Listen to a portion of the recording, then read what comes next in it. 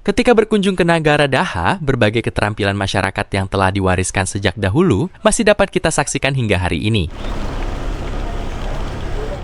Semisal di Kampung Bayanan, salah satu keterampilan yang masih bertahan hingga sekarang adalah membuat gerabah. Gerabah dibuat dari campuran tanah liat dan pasir. Menariknya, proses pembuatannya masih dilakukan dengan cara-cara tradisional. Bahan baku diolah dan dibentuk menggunakan peralatan sederhana, tanpa bantuan mesin.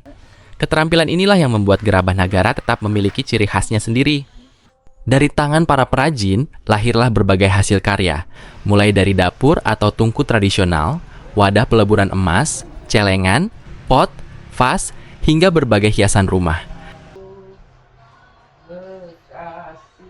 Apa nih kak? Ini apa nih? Musa. Musa. Oh, Musa kak. Orang menjarang emas. Oh, gasan menjarang emas. Di Bangka dikirim. Rangkaian Ke mana? ke Pelangka. Hasil-hasil kerajinan tersebut tidak hanya digunakan oleh masyarakat setempat, tetapi juga dipasarkan ke berbagai daerah di Kalimantan. Selain gerabah, daerah Nagara juga telah lama dikenal sebagai salah satu pusat kerajinan besi di Kalimantan. Dari bengkel-bengkel sederhana, mereka menghasilkan berbagai peralatan rumah tangga dan alat pertanian yang digunakan dalam kehidupan sehari-hari. Salah satu hasil tempa yang paling dikenal dari Sungai Pinang adalah parang.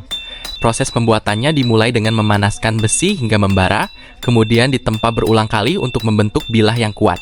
Wasinya ini masih apa? Nih lah. Cacing lah.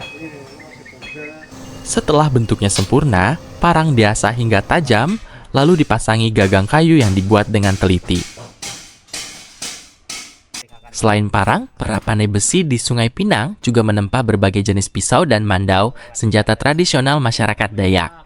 Sejak dahulu, keterampilan menempa besi masyarakat Nagara telah dikenal luas, sehingga banyak bilah mandau yang digunakan di berbagai wilayah Kalimantan dibuat oleh para pandai besi dari Nagara. Mandau ada juga di sini berarti lah. Di belah mandau. Belum bang sana nak.